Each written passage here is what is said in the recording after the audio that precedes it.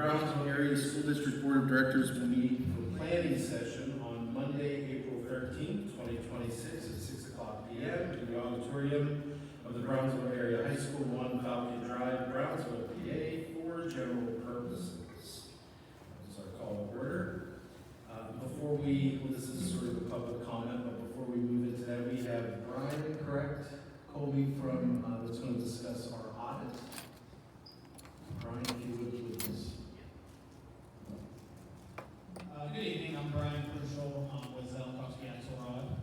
As in years past, I'm here to present the results of the fiscal year audit. I think everyone probably should have copies of it by now. There's two reports you would have received, the financial statements and the water report. One is your audited financial statements, the other is your scheduled, basically your audit over your federal award spending, as well as federal funding in district fund. I'm happy to report that we have no findings. There weren't any issues noted during any of our test work, so we evaluate the internal controls over financial reporting, and we evaluate the internal controls over federal compliance. Everything was operating well, that we would lead us to believe that errors would be prevented in a timely fashion with the financial reporting or federal compliance. So there's nothing to report to the board then. There was no disagreements with management. We didn't have any difficulties performing the audit. Everything that we requested of Colby and the staff was provided to us, so we didn't have any issues there. Going through the financial statements, the first thing you'll see is that our opinion, that starts on page 1 after the table of contents, is an unmodified opinion. So that means we believe your financial statements are materially accurate in all respects. We don't believe there's any adjustments needed to bring them in conformity with accounting principles in the United States of America. That's the best opinion we can give. That's what we want. That means we didn't have to make any audit adjustments. There's no audit adjustments that were passed over that we didn't make. That's testament to Colby as well. We can't say that a lot of times when we go to present boards. There are a lot of times where we are making material audit adjustments. For one reason or another, we don't have that here, so we don't have to report that. So that's what you want to hear anytime if you're on any other boards or this board, we'll be honored to present. Just going through some high-level things on the financial statements. Page, I believe it's 14, or no, page 11 is the same net position. So this is the first financial statement. This is the district as a whole. So this includes all your debt, all your fixed assets, net pension liability, your OPEB liability, all that stuff. So it's more like a business statement, like a for-profit company. What everyone tends to focus on when it comes to sources from government is page 13, governmental funds, and really just your general fund.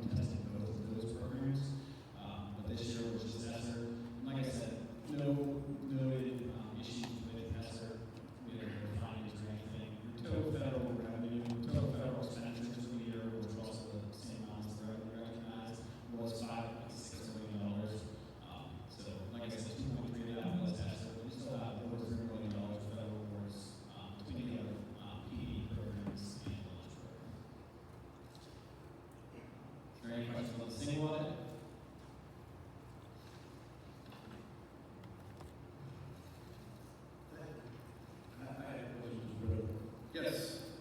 Do you earn audit transportation? We don't, so we do just some laws and regs testing on the transportation to make sure people are, pick a sample, make sure they have clearances, but there's not like a specific transportation audit or anything we do. See, you don't audit transportation with the state. Correct. Do you audit the grants coming in? Do you audit that? Federal grants, yeah, that's the same audit. So you go through all the federal grants? Federal, yes. That's all I have. Yeah, any other questions? Okay, thank you very much. Yeah, thank you. Have a good evening. You too. Thank you, Colby. Okay. So let's move now into public remarks on agenda and non-agenda items. Judy, do we have anyone signed up this evening? Mrs. Gill. Good evening, members of the board. So I need to address several issues. Some of them may seem petty, but when you're in a leadership role, it's actually not petty at all. Number one, you know the stipulation where coaches and teachers aren't allowed to post pictures of them drinking? Neither should the administration or anybody that works in this building to be in fact, if that's going to be a thing that we want our teachers to. And I have pictures to prove it, but I'm not trying to be, because I don't want to seem like it's petty, but if we are doing this, leadership reflects off of what you're doing. Like, I'm sorry, you can't have a double standard. Number two, the Title IX issue, Mr. Llewellyn, as you would know, has not been addressed because you did not tell me whether you did or did not do an investigation into my complaint on why it was stated to my child that boys will be boys and not properly turned into in a properly handled. That's what I've been asking for this whole time, and I'm still getting to run around. And I even sent it back with my follow-up because the whole thing in our verbal meeting, where Jim gave us that in after I told Jim he wasn't supposed to be, was I wasn't even allowed to see the documentation, and it was only about the boy, not the teacher, that made the comment to my daughter and the other student. So, yet again, that's still not addressed. And let's remind you what's going on in Laurel Highlands, Uniontown, AG, every other district. So we really want that to be like, you're like, I'm trying to handle this quiet, but like, this is getting ridiculous. The boys will be boys comment should have never been stated over a situation where it was confirmed to be true, a student grabbed another student and threw her in. I'm sorry, and then lets that student expose himself in a classroom. Like, this is what's going on in this building. How are we handling the complaints properly? Like, I'm not trying to be there because, God forbid, I know these teenagers, and it's not, the parents have to be aware, like, there needs to be clear cut, like, parents, this is unacceptable in this building. Give your child, what are the exact policies? I've been emailing this forever. Still can't get answers. And then I had the remote days, so I had to call because my daughter's grades dropped through the remote days, and I had to call. Come to find out, this is like a power from the rock between the remote days didn't go as well as we thought. Unfortunately, some of the students didn't even do the work. Like, I'm just being honest, my daughter, she had issues with her internet and that, and then let's go into the attendance issue, which goes into cyber. I had to sit in on a meeting with the student because, like I told you, I advocate for several students in this district that you don't know about. I just don't say names because we're trying to keep it, because unfortunately, the retaliation in this district, people fear that it's really a real deal. And I know you guys try to assure us that it's not, but that's why nobody speaks out. Let's be real honest, and let's face it, I've been asking same simple questions for 5 years and still can't get basic responses. And to be quite honest with you, as a parent, I want to give up and just pull my kids. My daughter doesn't want to go to the district anymore because she's fed up, because she sees what I deal with. She knows what's going on in this building, and we're not talking about it. I bring up the hard conversations not because I'm trying to embarrass anybody. That's how things get done. When nobody talks about it, nothing gets done. If we address it and hit it head on, being proactive versus reactive is the best solution, in my opinion. But we're not getting anywhere. And it's sad, as a person who's been sitting here asking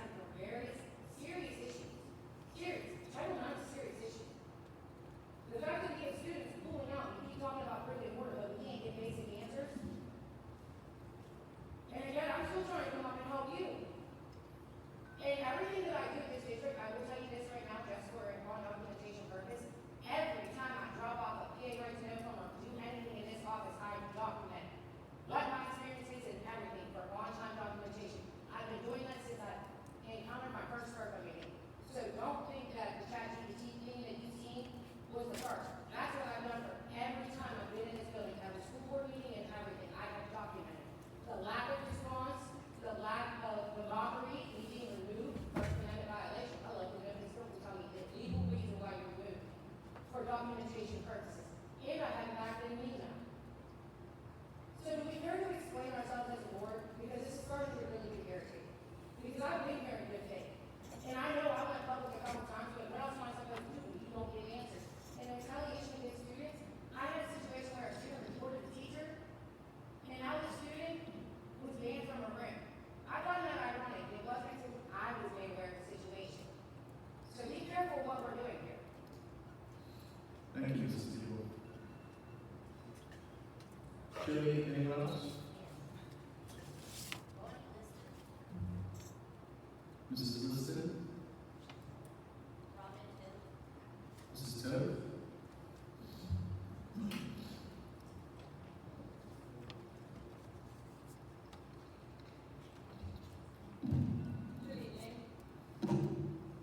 Good evening. A lot of reiteration every year, and yet we have no answers.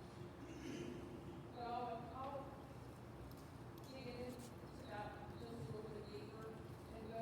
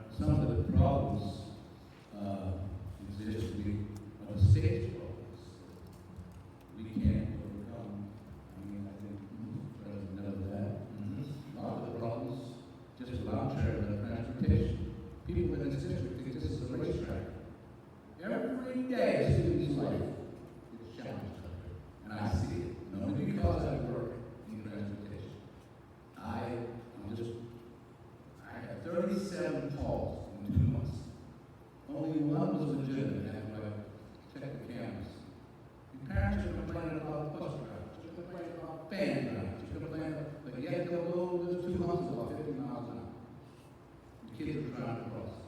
Spitting on security guards, giving them the finger, telling them to stop their drive right through. Now, how do we do that and what happened? It should be written up and banned from school property. And I will fight that to my last 2 years.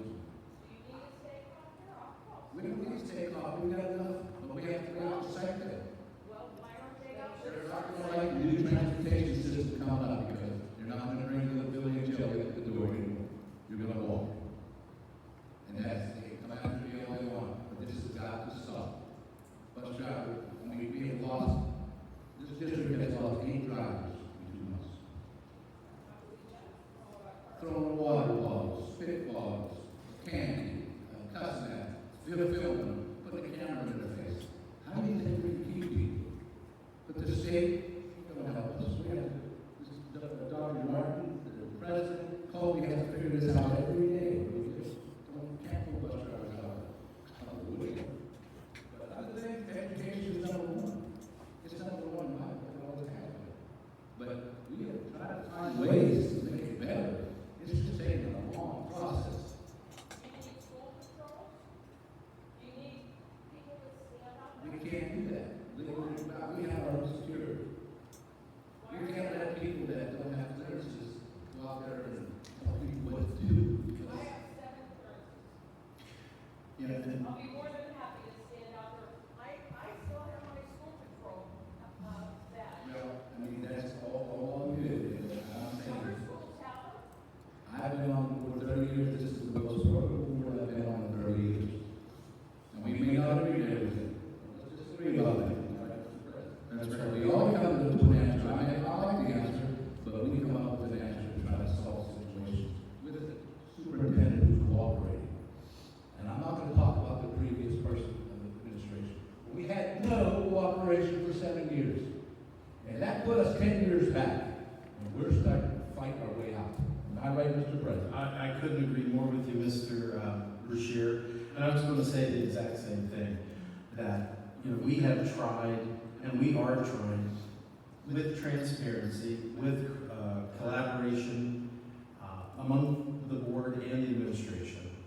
And it is going to take some time. And that's not going to change the fact that some folks are still going to have a negative experience. That's always going to happen. So I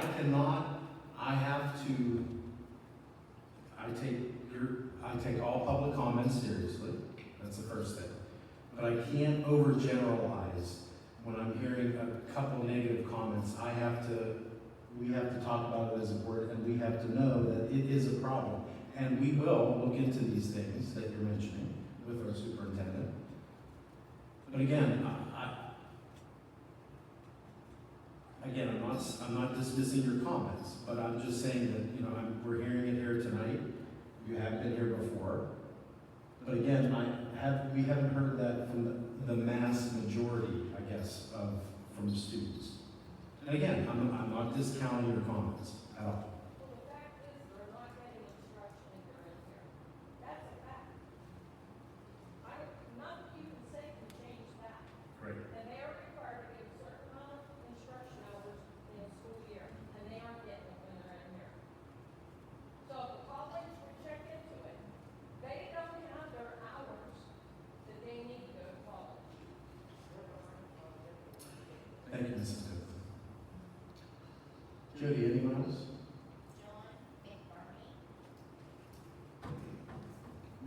I'm sorry, what's the name again? McBurney. Mr. McBurney.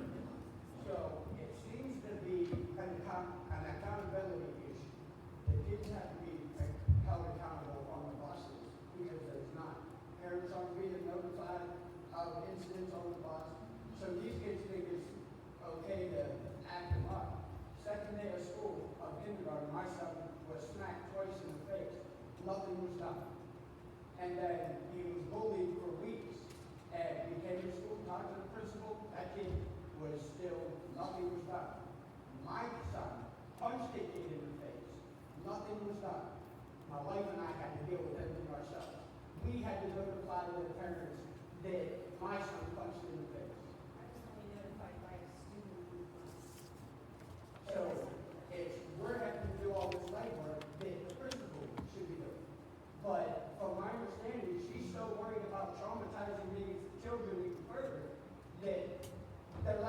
she's letting them all back on the bus. Infractions that should have appropriate consequences would be barred from the privilege of riding the bus. Yes, it may put us at an inconvenience, but maybe we'll teach our kids how to not be bullies, not do these things. Because every incident, every time that bus driver has to look up off the way to the road, it puts all our kids in jeopardy. So the fact that these bus drivers are having to work so hard to try and keep a calm bus because there's no punishment for it. They just, if it's kicked off the bus, the person says, oh no, they're not keeping them off the bus. And so how do they learn? How do they know that's not an okay action if there's no consequence to it? Same thing with just everything in general. There needs to be accountability for teachers, staff, and students all the way around. Thank you. Thank you. And as you've heard, Mr. Bashir, this is a passion of his, right? Transportation. So, and yeah, I have heard some things between now and the previous meeting about some issues with buses. I'm sure Mr. Bashir is going to update us on all of that. And to add to that, on the other side of that, Mr. President, bus drivers have been disciplined who have done wrong or unfollowed procedure. In fact, 3 were fired last week because of one backed into a pole. Didn't hurt it, but a parent saw it, called it in. He never turned it in, he's fired immediately. And so they're running a tight ship. But some of the abuse that's happening, no person should have to take that. None. We have a driver still in the hospital from 3 weeks ago. 3 weeks ago. And that is sad, a 30-year bus driver. You ever want to come back? What? He's a great bus driver. Like, my That Our son was your son was on that bus? Yeah. because of the transportation he provided. So he was doing the best he could to keep the bus running. It's the older kids that are supposed to lead by example have no direction to lead by because if they think certain behaviors are okay, so they do it with no consequence. So it affirms that behavior is okay because they're doing it with no repercussions. Especially when it's multiple. And the sad thing about that, I know he was your driver, but he was so upset that day he fell off. He fell into the bus driver. He may never walk again. He has yet to walk. He may never be back. You thought he was an okay bus driver? Oh, yeah, it's not good. If one of us wasn't out in the morning, he made sure to stop on the way back. Or, like, he always made sure that, or he would sit there and wait for the few minutes that I had to leave work because she wasn't available. And our oldest daughter wasn't able, or forgot. So I had to come back to work. And he sat there waiting for us without a care, without any animosity or anything. You would be glad to know that. So, we love her. He's a new bus driver. More people like him deserve that job. And there's kids But they coming off the deserve bus, to take care of it. missing clothing. Like there's been shoes and shirts and backpacks that have been blatantly stolen, and Bus drivers can't do anything. the excuse is the cameras don't work, which I know they do, but that's always the excuse is the cameras that weren't functioning. And he always had to do with that training. Right. To keep them kids off the track. Thank you. Appreciate it. That's all that is. Thank you. Jody, anyone else? That's it? Okay. Anyone else in the audience? Public comment? Okay. Moving on.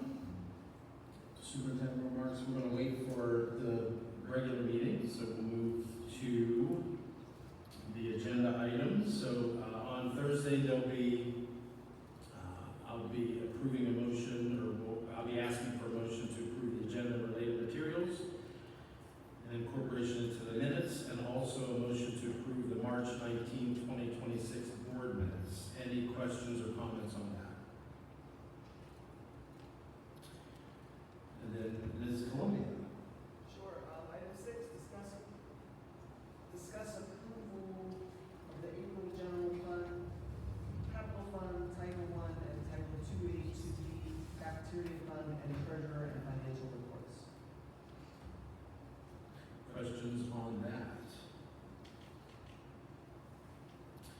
Hearing none, moving right into item 7. We'll have a motion to approve the following funds, A through J. Questions or comments on that?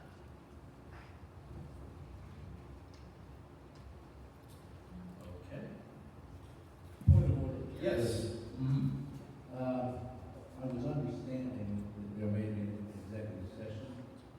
Do we know when we might be calling that?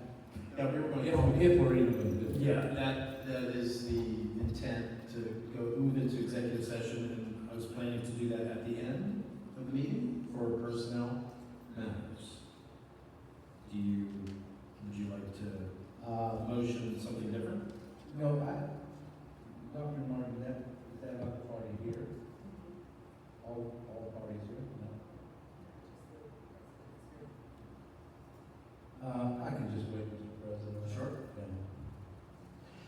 I mean, I know it's a longer agenda, but we can always, like, Mr. Dorsey isn't here, so I'm gonna take over education. And instead of reading each item, I'm just gonna ask the board, is there a question or comment on any items under education, items A through G? Just a question on B. Sure. How does that vending machine work? Is it real money? Is it coins? How do you get to read it? They're tokens. They're what? They're tokens. Oh, that's what I mean, the tokens, so there's really no money in them. Okay, that's the only question I didn't get. Yeah, they'll earn it with CDIS.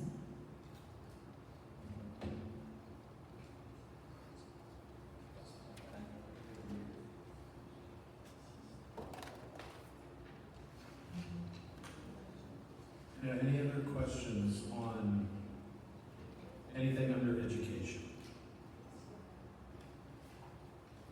I'd like to make a comment. Yeah. That's all.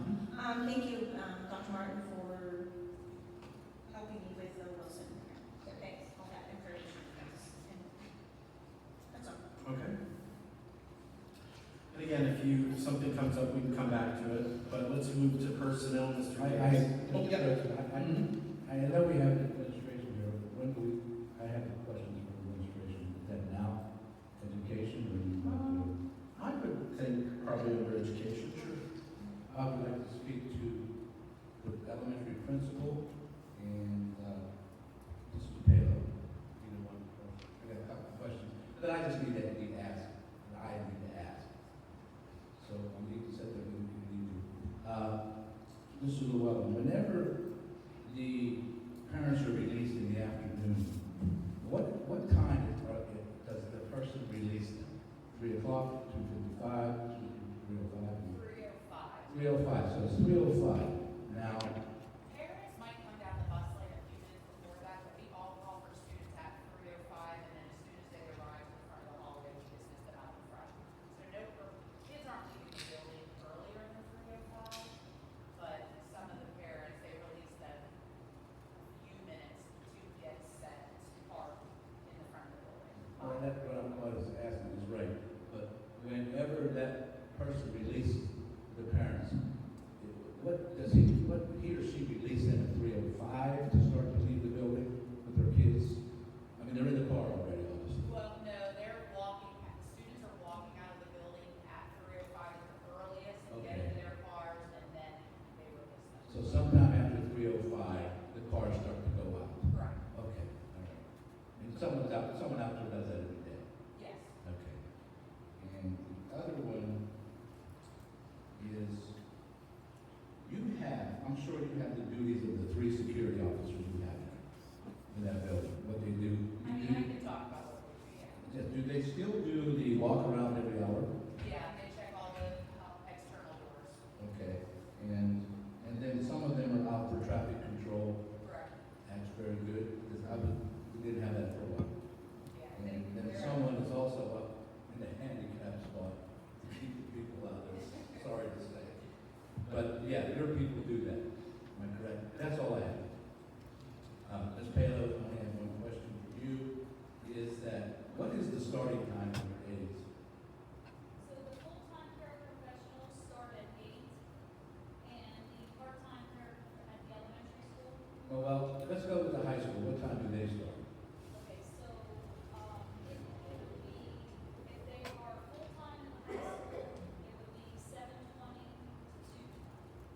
7:20 to 2:20. That's full time. Full-time or 7 hours. Okay. So, all right, and then you have part-time? Part-time, it would be 8 to 2:15, and that would go for the high school and the middle school.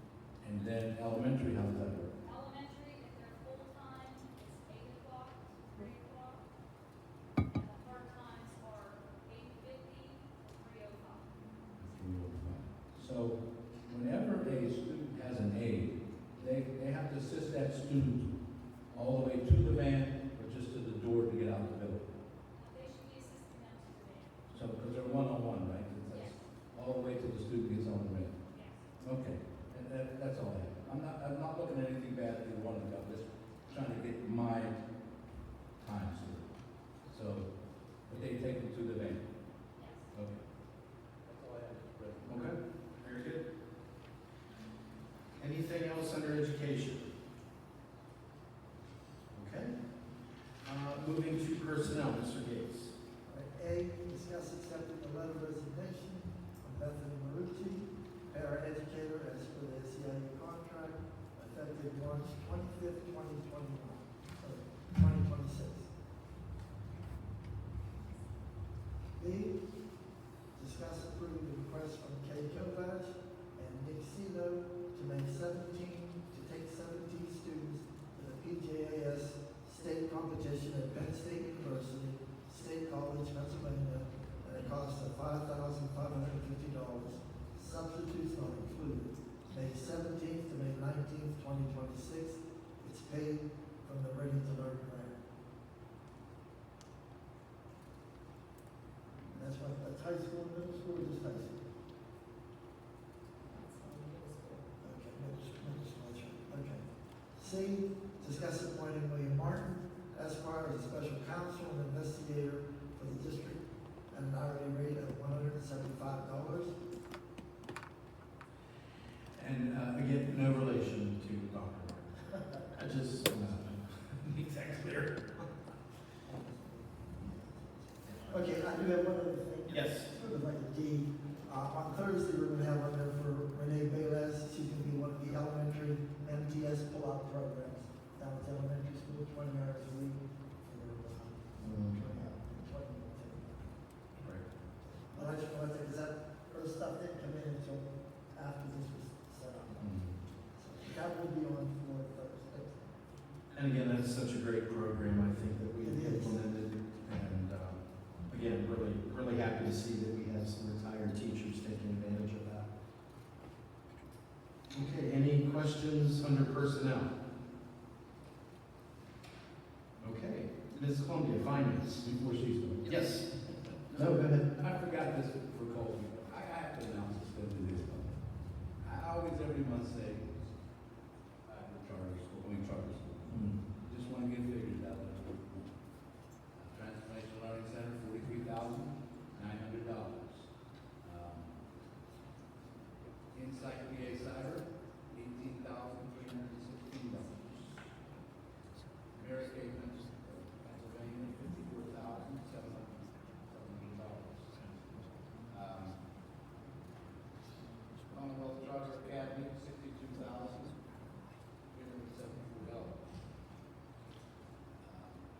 California Academy of Learning, $36,162. It's all money went out of this. We can't count nothing.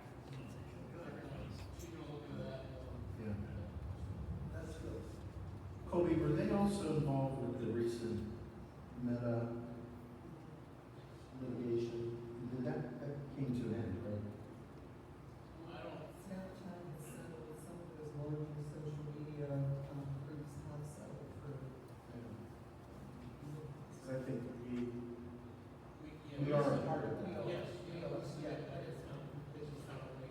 Okay, very good. Thanks, Colby. Item B, discuss approving the 2025-2026 financial audit report from Zelenkovsky and Axelrod LLC. And of course, you heard the details, the highlights of that, we have the attachments. Item C, discuss the renewal of Alma Student Management System, 5-year contract at a cost of $146,507.16, and this is paid from the general fund. And item D, discuss the IT proposal from Intermediate Unit 1, and once again, we have the attachment. This proposal, if approved, will roll out starting May 1st, and it's outlined here in the entire transition plan. And Dr. Martin, I do appreciate you inviting me to the meeting this morning. I'm very sorry that I was unable to attend. Any questions or comments under finance? Okay, thank you, Ms. Columbia. Under policy, we will discuss the reading of policy number 916, volunteers, and it's F1 in your packets. Questions on that?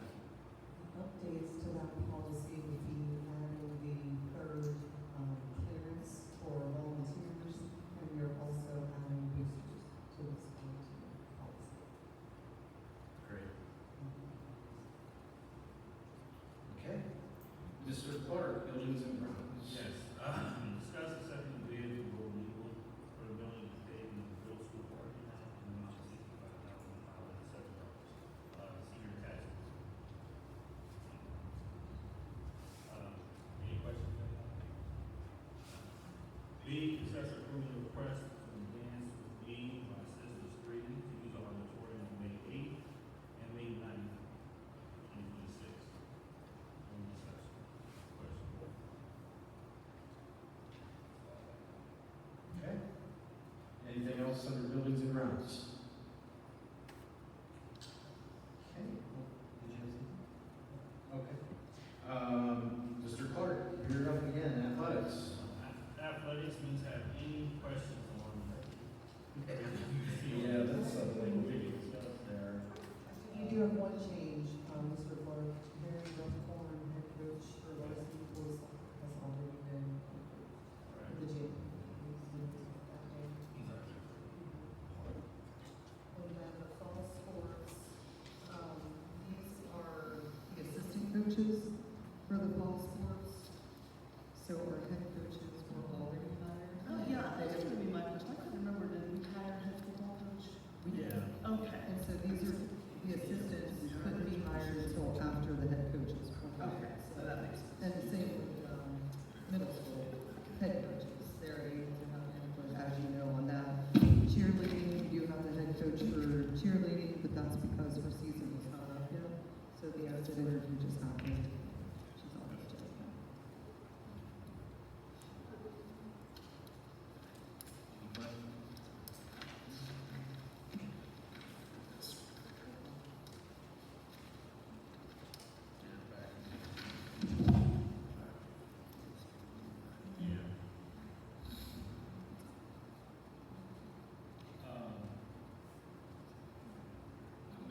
If Mr. Barrett, you want to speak a little bit about the co-op? Who is speaking here? You're okay. You're all right. Just ask. Darwin Angus, the athletic director from California, approached me, I want to say 2 or 3 months ago, about co-oping golf.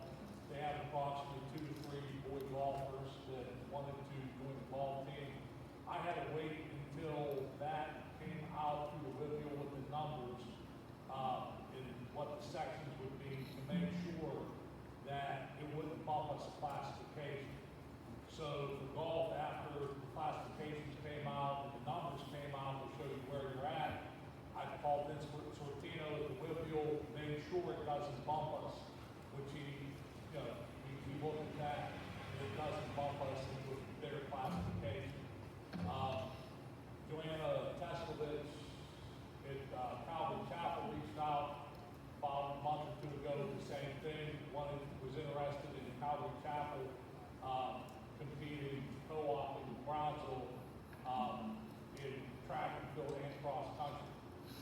the same thing, talked to Mr. Shortino, the Whitfield, made sure that elevators bump us into 3A, which it doesn't, so we would remain 2A as well.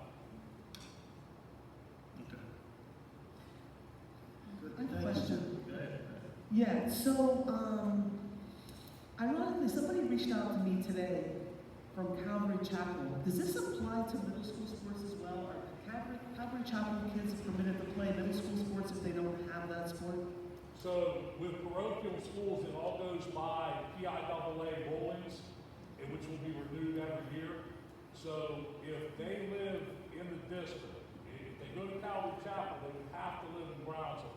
So Calvary Chapel doesn't offer per se football, which they don't. And they live in the Brownsville School District. Once they approve it for the 2026-2027 school year, kids that go to Calvary Chapel, as long as they remain a PIAA school, which they are, can then compete in football at Brownsville. But that's after they have to approve it year by year. Okay. My question, Mr. President, is, Jim, Calvary Chapel, no problem there, but if they want to join the cross-country team to us, but they live in Shawbury, they can't join us. If there's a co-op, yes. If there's a co-op, they can. This is dealing with, there was a rule passed in the PIAA back in late September, early October, I want to say, that if you go to a parochial or charter school, that you can compete in a sport if that school does not have that sport as long as you live in that district. If you're part of a co-op, like an actual co-op, where the school itself goes through the PIAA process, and once if the board approves it, we go through the PIAA process, then any student in that sport, particular sport, then can compete on our track and field cross-country teams. So, I know Calvary Chapel has kids from Jeff Morgan, because the buses come in there all the time. You see the names of the buses, Charleroi, Laurel Highlands, or whatever, going to Calvary Chapel. So, if those children that go to somewhere like Jeff Morgan or something, they can, if it's co-op, they would represent Brownsville. Yes, if they're in a co-op, they would compete under the Brownsville flag. Under our colors, our Yeah, just like policies. Southmoreland had Bible Catholic kids on their football team due to a co-op. And they would be under our coach's jurisdiction and rules Yes. and policies and set. Absolutely. So they can't go because they go to this school, follow their rules, they gotta follow our rules, correct? Yes, sir. Okay. And the rules of their school district as well. Like if they would break, some type of rule at Calvary Chapel, they could be held like if they were at school. They're basically under double jurisdiction. What about their grades? With any liability, I mean, we wouldn't have any say in that. We wouldn't have, it would be what they declare eligible by whatever their standard is for their school. Whatever their grading process is, and I can get that for you if you want to know what their grading policy is. The last question, Jim, transportation-wise. Calvary Chapel would have to transport their kids here for practice. We obviously would, in my opinion, they would have to get transportation here to the district and have, a time where it doesn't interfere with our busing. If they, let's say we were leaving for a cross-country meet at 1:30, 1 o'clock in the afternoon, Calvary Chapel would have to, provide their own transportation to get. So we wouldn't have to provide transportation up to Calvary Chapel to pick up there. I would say no. Yeah. If we're taking on them as a co-op, in my opinion, they would have to foot that bill rather than us sending somebody. When I took over as head track and field coach 17 years ago, we were in a co-op with California School District because they just started their track and field program and they built their track. And we used to, at that time, when we went to a track meet, when they didn't have a lot of members, there were times we would just stop the bus, pick them up at their stadium, because it would be kind of on the way. Right. And there were other times when we worked it out where if it was Lincoln Beach, they would bring them, they would bring them to us. Mr. Clark, you okay with this? I am. Unless you want to talk about it bad. Is Calvary Chapel considered a parochial school? Yes. Yes. It is? It's a school, it's a church-related school. Anything like that, church related would be like a protocol type. So what church is it affiliated with? The Calvary Chapel, they have the church right there at the school on Sundays. It's Calvary Chapel. Yeah, because their church is right there in the building. I don't have a problem on the numbers don't change, like, that's just a little. I think that's we have to legitimate question. Yeah, he answered that, so that was my biggest issue. Yeah, I was clear by Sortino with the Whitfield, head of Whitfield, and I was on the phone for it to make sure that it goes by half number in their school. So the boys' enrollment number, half of it would be added on to your number. Well, this would be a crazy question. If they would join us, they would wear our collar, right? Yes, sir. Okay, I mean, it's a crazy question, but. Obi, how about you? You in on this? No. You're paying the bills on that.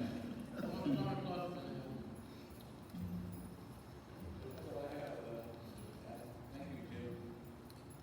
Yeah, thank you. Okay, anything else under athletics? D, we didn't do D. Did we? I sent, yeah, I tried to, I think everybody got a copy of it. Yeah. But I sent it to Coach, you I guys got see it. it. Yeah, here. Very aggressive coming, after we get probably in a few weeks.